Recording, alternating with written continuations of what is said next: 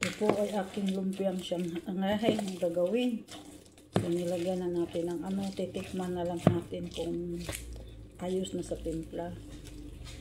So, magluluto tayo ng kunti para tikman natin. Pero haluin muna natin ng gusto ang ating lumpiang Shanghai. Yan.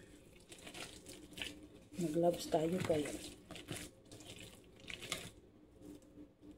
para malinis talaga. Yan.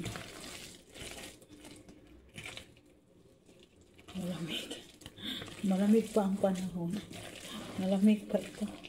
Nakaprusin kasi ito. Nilabas ko to nung Tuesday. Sabi ko Wednesday kasi Tuesday kahapon. Nilabas ko to. Prusin pa siya oh. Nilagay ko to sa ref. Merkulis na ngayon ay Wiernes. Pero frozen pa rin siya.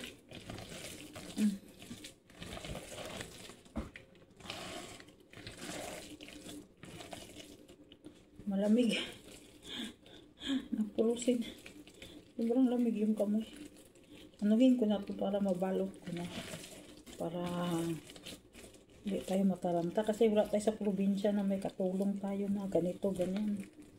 Dito sariling sikap. Marami pa tayong lulutuin bukas. Iniisip ko magawa ako ng empanada pag may time ako.